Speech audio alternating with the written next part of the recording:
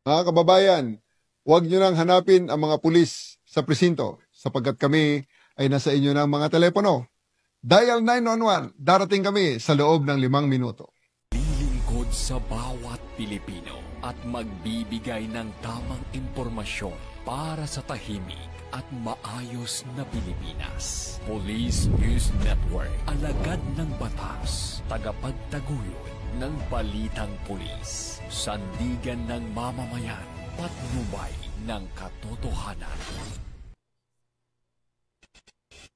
La Campo Crame, maghahatid ng pinakahuling kaganapan at nagbabagang balita. Ito ang PNN Police News Network.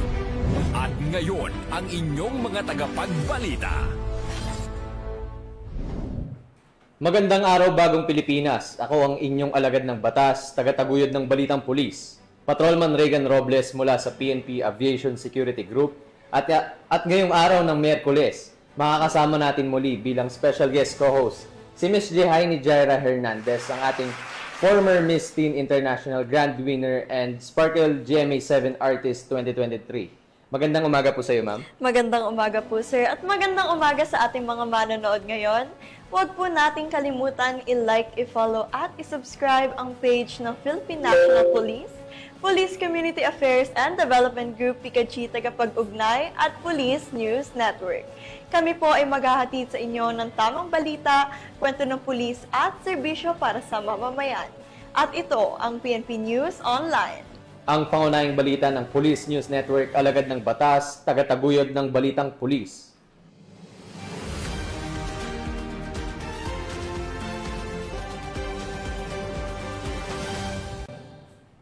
Narito ang mga balitang dapat niyong abangan.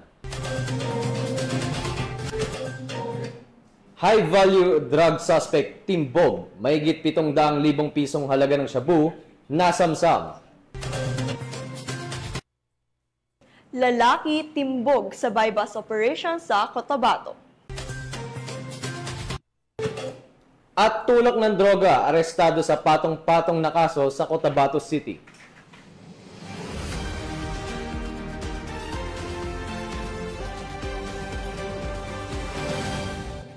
Narito ang mga balitang hatid ng ating PNN correspondents mula sa iba't ibang panig ng bansa.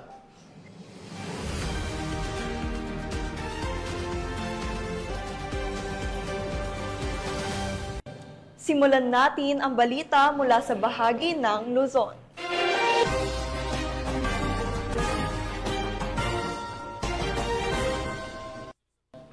Hindi na nakaporma pa ang isang high-value drug suspect matapos itong masukol ng Taguig City Police sa ikinasang bypass operation kung saan na-recover ang tinatayang 756,000 halaga ng hinihinalang shabu. Ayon sa ulat, positibong nabilhan ng operatiba ang suspect na agad na inaresto matapos ang matagumpay na operasyon. Yan ang tinutukan ni Patrolwoman Ivy Corporal. Nasa kote ng mga operatiba ng Taguig City Police Station ang isang high-valued individual na kinilalang si alias Florentino, 56 anyos, sa isang matagumpay na bypass operation.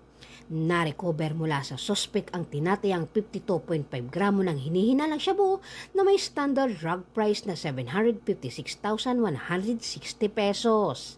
Bukod sa iligal na droga, nakumpiska rin ang mga perang ginamit sa iligal na transaksyon at isang itim na pouch. Dinala ang naarestong suspect at ang mga ebidensyang na-recover sa tanggapan ng Station Drug Enforcement Unit ng Taguig City Police Station para sa wastong dokumentasyon at pagsasampa ng mga kaukulang kaso sa ilalim ng Section 5 at 11, Article 2 ng Republic Act 9165 o mas kilala bilang Comprehensive Dangerous Drug Act of 2002. Mula dito sa Camp Bagong Diwa, Bikutan, Taguig City, ako po ang inyong PNN correspondent, Patrolwoman Ivy Corporal, alagad ng batas, tagataguyod ng balitang pulis. Maraming salamat, Patrolwoman Corporal. Timbog ang isang lalaki matapos makumpiskahan ng mahigit 300,000 pisong halaga ng shabu sa ikinasang bypass operation ng pulisya sa Limay, Bataan. Ang report mula kay Patrolwoman Jilly Peña. Muling nagtala ng tagumpay ang kapulisan sa patuloy na kampanya laban sa illegal na droga matapos masamsam ang higit 300,000 pesos na halaga ng hinihinalang shabu sa isinagawang buy-bus operation sa barangay St. Francis II, Limay, Bataan, nito lamang 15 ng Hulyo taong kasalukuyan. Ang operasyon ay pinangunahan ng Limay Municipal Police Station sa ilalim ng pamumuno ni Police Major Jimmy Albert A. Desin, hepe ng Limay MPS, sa mahigpit na gabay at direktiba ni Police Colonel Marites A. Salvadora, Provincial Director ng Bataan Police Provincial Office. Naaresto sa mismong operasyon ang isang suspect na kinilalang si alias Maki na nahulihan ng nasabing kontrabando na umabot sa timbang na 57 grams at may standard drug price na 387,600 pesos. Yun po, yung suspect po natin, hindi po siya taga rito sa Bataan. Galing pa po siya ng Taguig. President po siya ng Taguig. Doon may mga kamag-anak siya dito sa Limay na dito siya nagbabagsak. Area ng Balanga, and then dito rin sa Limay yung item niya galing ng Taguig. Siya ay agad na dinala sa istasyon ng pulisya para sa kaukulang dokumentasyon at disposisyon.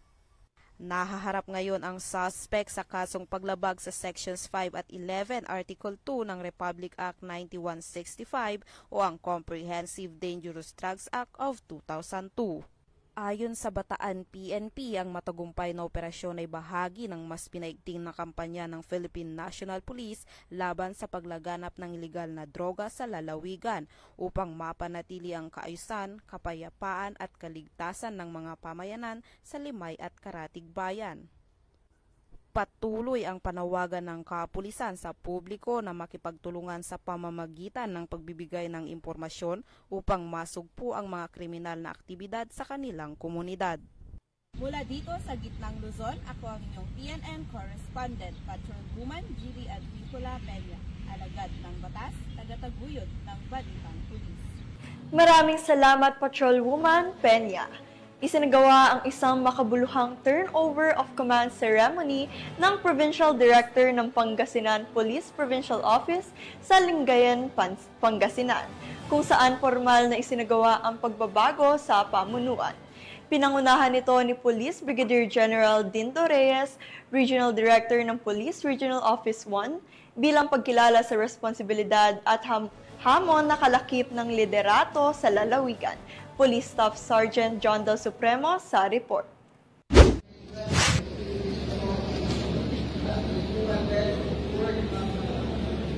Opisyal nang nanungkulan ng bagong Provincial Director ng Pangasinan Police Provincial Office matapos ang matagumpay na turnover of command ceremony na ginanap noong Hulyo 15, 2025 sa Lingayen, Pangasinan. Si Police Colonel Arbil Mercurio ang pumalit kay Police Colonel Ricardo David na nagsilbing Acting Provincial Director ng Pangasinan PPO. Pinangunahan ang seremonya ni Police Brigadier General Dindo R. Reyes, ang Regional Director ng Police Regional Office 1. Dumalo rin sa okasyon ng mga hepe ng pulisya mula sa iba't ibang bayan ng lalawigan, pati na rin ang ilang opisyal ng pamahalaan. Ipinahayag ni Police Colonel Mercurio ang kanyang buong pagsunod sa 3 leadership pillars ni Chief PNP, Police General Nicolas D. Torre III, ang swift and responsive public service, unity and morale within the ranks, and accountability through modernization. Inaasahan ang pagpapatuloy at lalo pang pag-usay ng Peace and Order Program sa Pangasinan sa ilalim ng bagong pamunuan. Mula dito sa PCAG Ilocos Region, ako ang inyong PNN correspondent, Police Staff Sergeant John Del Supremo, alagad ng batas, tagataguyod ng Balitang Pulis.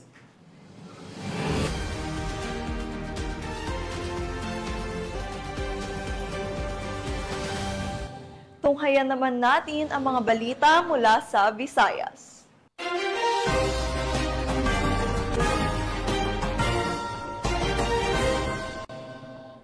Napasakamay na ng mga otoridad ang isang estudyanteng wanted sa kasong statutory rape matapos arestuhin ng mga operatiba sa ikinasang manhunt operation sa pangunguna ng PNP Anti-Kidnapping Group Visayas Field Unit sa Barangay Abilay Norte, Oton, Iloilo.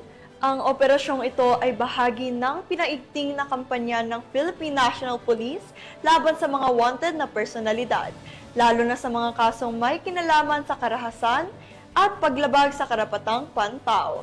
Patrolman Reggie Barnuevo sa balita. Ang isang estudyante na lalaki na tinugurang most wanted person, top provincial level at top 1 municipal level sa kasong statutory rape. Matapos ang isinagawang manhunt operation ng mga operatiba ng PNP Anti-Kidnapping Group Visayas Field Unit sa pamumuno ni Police Lieutenant Franco C. Aguilar ng Iloilo Satellite Office katuwang ang Uton Municipal Police Station, Iloilo PPO at Provincial Intelligence Team ng Regional Intelligence Unit 6. Dakong alas 10:09 ng umaga, Hulyo 14 ng taong ito sa Barangay Abilay Norte, Uton, Iloilo. Kinilala ang suspect na si Cedric John Regoyta Reyes, 19 anyos, binata, tubo at residente ng naturang lugar. Inaresto siya sa bisa ng warrant of arrest para sa kasong statutory rape na inilabas ni Honorable Regina Centenera Galang Guarin, presiding judge ng RTC Branch 36 Judicial Region, Iloilo City na walang inirekomendang piyansa para sa kanyang pansamantalang kalayaan. Ipinaalam din sa akusado ang dahilan ng kanyang pagkakaaresto pati na rin ang kanyang karapatang konstitusyonal sa wikang kanyang naunawaan. Pansamantalang nasa kustudiya ng Uton Municipal Police Station si Reyes habang isinasagawa ang kaukulang dokumentasyon at ang formal na pagsasauli ng warrant sa korte. Ang matagumpay na operasyon ng BFU Iloilo ay bahagi ng patuloy na kampanya ng PNP Anti-Kidnapping Group laban sa kriminalidad at pagtutok sa mga individual na may kaso upang matiyak ang seguridad at hustisya para sa publiko. Dito sa Anti-Kidnapping Group Visayas Field Unit, Camp Sergio Esmiña, Cebu City. Ako po ang inyong PNN correspondent, Patrolman Reggie Barnuevo, alagad ng batas, tagataguyod ng balitang pulis. Maraming salamat, Patrolman Barnuevo. Bilang bahagi ng pagdiriwang ng ika-30th Police Community Relations Month 2025, inilunsad ng Sapian Municipal Police Station, katuwang ang lokal na pamahalaan, Municipal Social Welfare and Development Office at Kabataan kontra Droga at Terorismo. Ang aktibidad na pinamagatang Bola kontra Droga, isang 2-day volleyball league na isinagawa sa Capiz. Yan ang balitang hatid ni Patrolwoman Charmaine Balunsat. Pinangunahan ng Sapian Municipal Police Station sa pamumuno ng kanilang officer in charge na si Police Captain Christine Servo, katuwang ang local government unit ng Sapian at KK.Dot Sapian Chapter, ang isang aktibidad na Bola kontra Droga 2025 Year 2 bilang bahagi ng kick-off ceremony ng 30th Police Community Relation Month na ginanap dito lamang 22 hanggang 23 ng Hulyo taong kasalukuyan sa Sapian Volleyball Court, Barangay Poblasyon, Sapian, Capiz. Naging bahagi ng programa ang isang masiglang unity dance na pinangunahan ng Sapian Zumba Ladies na kung saan masaya at aktibong sumabay ang mga manlalaro at iba pang mga dumalo.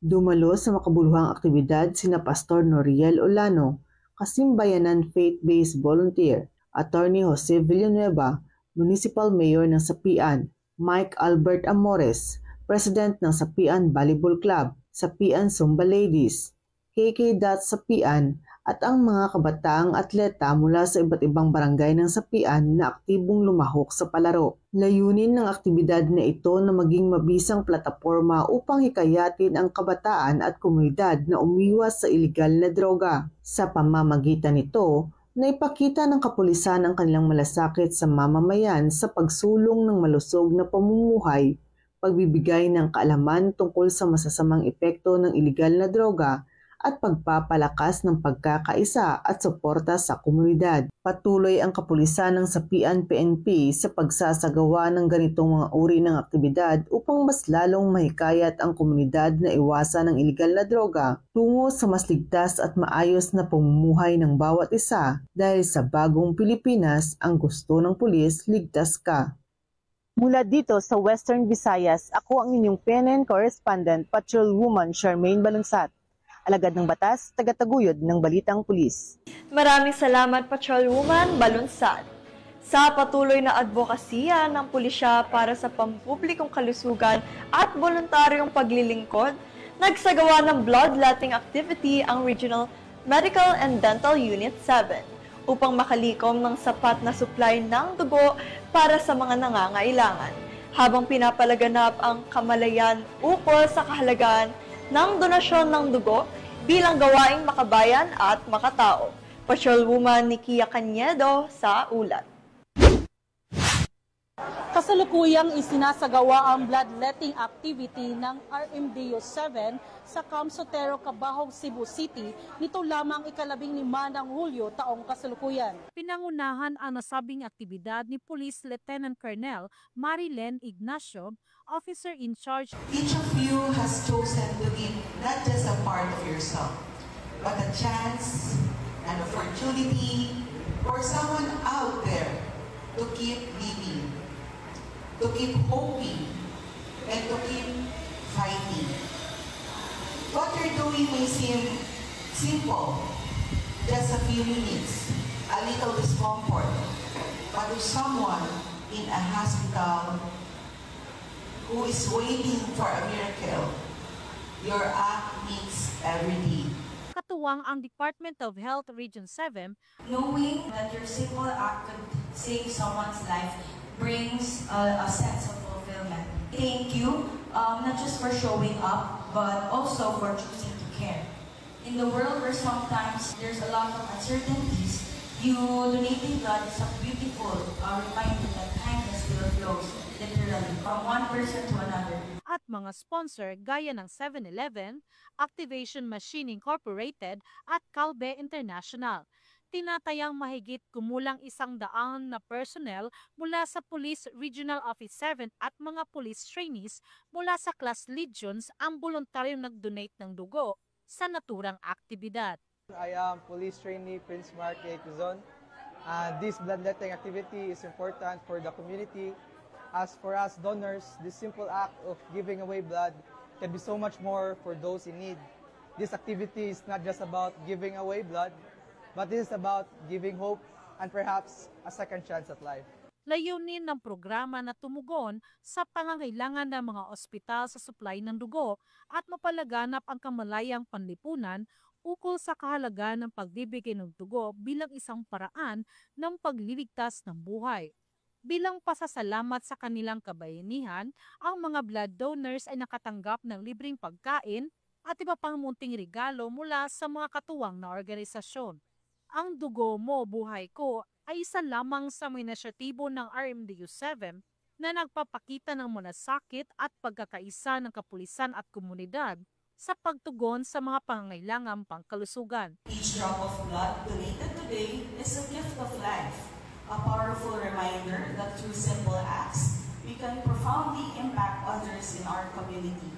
Sa pamamagitan ng mga ganitong aktibidad, muling pinapatunayan ng RMDO 7 na ang bawat pulis ay hindi lamang tagapagpatupad ng batas, kundi tagapagtaguyod rin ng buhay at kalusugan para sa kapwa. Mula dito sa RMDO 7, ako yung Police News Network Correspondent, Patrolwoman Nikia Cañedo, alagad ng batas, tagataguyod ng balitang pulis.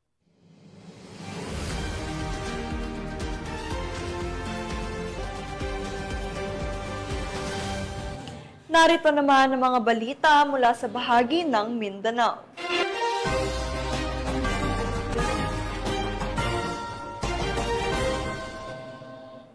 Walang ligtas sa kamay ng batas ang isang lalaki sa Cotabato City matapos siyang maaresto ng mga otoridad dahil sa patong-patong na kaso ng panggigipit at pagkakasangkot sa iligal na droga.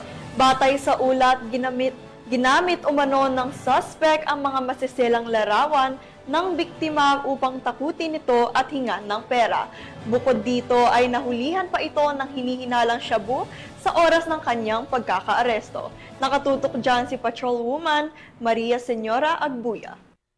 Ang isang lalaki sa ikinasang entrapment operation na maoperatiba ng Regional Anti-Cybercrime Unit Bangsamoro Autonomous Region sa Cotabato City nito lamang ika-13 ng Hulyo taong kasalukuyan.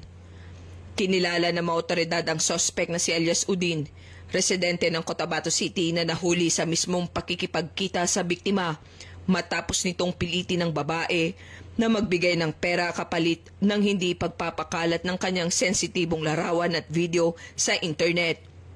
Sa isinagawang operasyon, nakumpiska rin mula sa suspect ang hinihinalang shabu, dahilan upang masampahan ito ng patong-patong na kaso, kabilang na ang paglabag sa Article 294 o robbery with intimidation of person, Republic Act 9995 o Anti-Photo and Video Voyeurism Act of 2009, Republic Act 10175 o Cybercrime Prevention Act of 2012 at Republic Act 9165 o Comprehensive Dangerous Drugs Act of 2002. Pinuri naman ni Police Lieutenant Colonel Arnold P. Acosta, Officer in Charge ng Regional Anti-Cybercrime Unit BAR, ang matagumpay na operasyon ng mga at pinaalalahanan ng lahat na huwag basta-bastang magtitiwala sa mga nakikilala lamang sa internet upang maiwasan ang mga ganitong uri ng pananamantala. Mula rito sa rehiyon ng Bangsamoro, ako ang inyong Police News Network Correspondent, Patrolwoman Maria Señora Agbuya, alagad ng batas, tagataguyod ng Balitang Pulis. Maraming salamat, Patrolwoman Agbuya.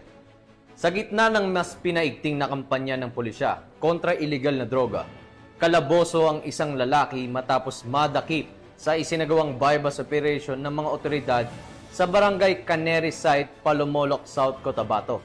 Tinutukan niya ni Patrolwoman Ara Cassandra Concon.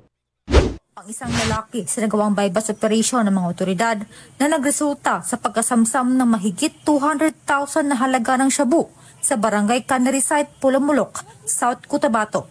Kinilala ang suspect na si Alex Toto Ian, isang high-value individual, 28 anyos, mekaniko, residente ng barangay Diangas North, General Santos City. Na-recover sa suspect ang 7 perasong transparent sachet na naglalaman ng hinihinalang shabu na tumitimbang na 39 grams na nagkakahalaga ng 267,540 pesos, isang 1,000 peso bill bilang bypass money, isang sasakyan na Chevrolet Trailblazer White.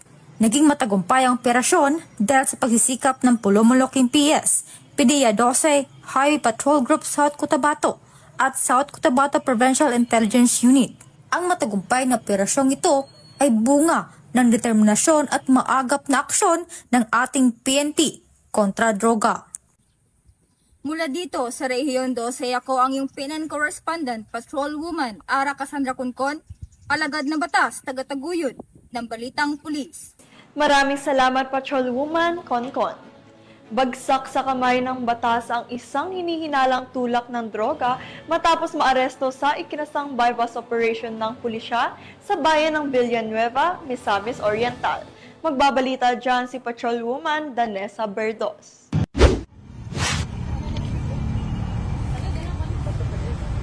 Arestado ang isang individual sa kinasang bypass operation ng mga operatiba ng Villanueva MPS sa Barangay Dayawan, Villanueva, Misamis Oriental. Kinilala ni Police Major Princess Bergado, OIC ng Villanueva MPS, ang suspect na si alias Alex, lalaki, isang tricycle driver at residente ng Taguluan, Misamis Oriental.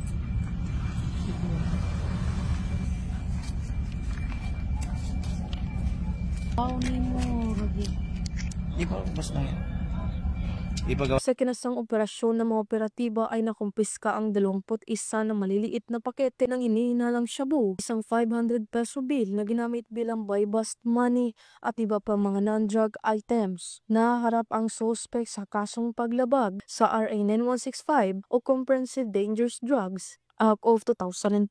Mula dito sa Camp Capistrano, Gusa, Cagayan de Oro City, ako ang inyong Police News Network Correspondent, Patrolwoman Danessa Berdos, alagad ng batas, tagataguyod ng Balitang Pulis. Maraming salamat, Patrolwoman Berdos. At para sa huling balita, sa bisa ng search warrant, naaresto ng mga otoridad ang isang hinihinalang high-value individual sa kalakalan ng ilegal ng droga sa isinagawang operasyon sa mismong tirahan ng suspect.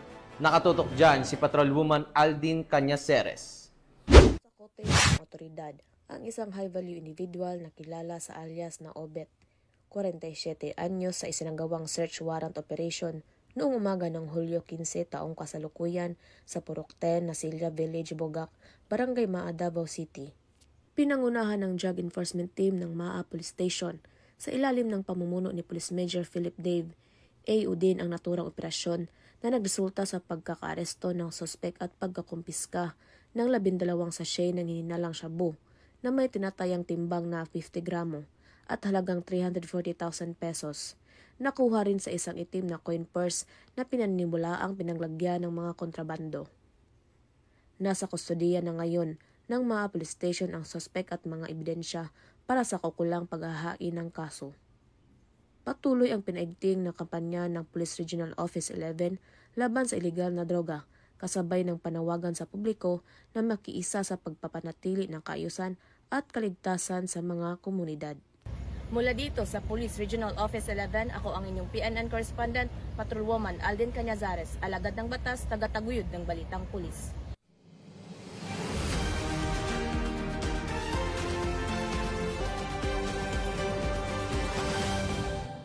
At yan ang mga balitang nakalap ng ating PNN correspondents mula Luzon, Visayas at Mindanao.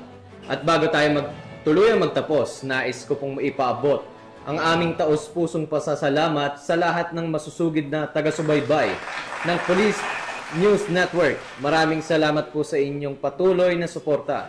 At syempre nagpapasalamat din po kami sa ating guest host ngayong araw na si Ms. Jehaini Jaira Hernandez. Maraming salamat po sa pagpapaunlak sa aming imbitasyon at sa pakiisa sa layunin ng programang ito. Maraming salamat po muli sa pag-imbita sa akin bilang inyong co-host at pinapasalamatan at binabati ko rin po si Chief PNP Police General Nicolas Torre III, Police Major General Roderick Augustus Alba, the Director for Police Community Relations, PIGA-G Command Group na pinamumunuan ni Police Colonel Marvin Joe Saro, Police Colonel Joel Serrano, Police Colonel Adonis Guzman, at Police Colonel Joel Ada. Sa lahat ng personnel ng Police Community Affairs and Development Group at sa lahat ng magigiting na pulis sa buong bansa, maraming salamat sa inyong serbisyo para sa isang ligtas na pamayanan. Sa ngalan ng pamunuan ng Philippine National Police, sa pangunguna ni Chief PNP Police General Nicolas Torre III at sa pamumuno ni President Ferdinand Bongbong Marcos Jr., kami ay maglilingkod sa bawat Pilipino at magbibigay ng tama at balansing balita. At kami po ay muling nagpapaalala na huwag nyo nang hanapin ang mga pulis sa presinto sapagkat kami ay nasa inyong mga telepono. Dial 911, darating kami sa loob ng 5 minuto. Dahil sa Bagong Pilipinas, ang gusto ng pulis, ligtas ka. Mula rito sa tanggapan ng tagapag-ugnay ng pambansang pulisya, kami ang inyong alagad ng batas, tagataguyod ng Balitang Pulis, Patrolman Regan Robles mula sa PNP Aviation Security Group. At ako naman si Ms. Jehaini Jaira Hernandez, former Miss Teen International Grand Winner, maghahatid ng tamang balita, kwento ng pulis at serbisyo para sa mamamayan. At ito ang PNP News Online. Ang pangunahing balita ng Police News Network.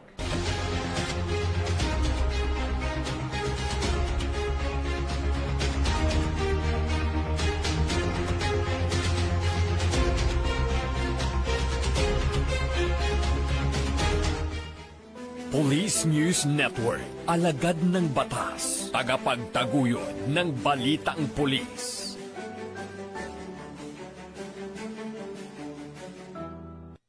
Mga kababayan, huwag nyo nang hanapin ang mga pulis sa presinto sapagkat kami ay nasa inyo ng mga telepono. Dial 911, darating kami sa loob ng 5 minuto.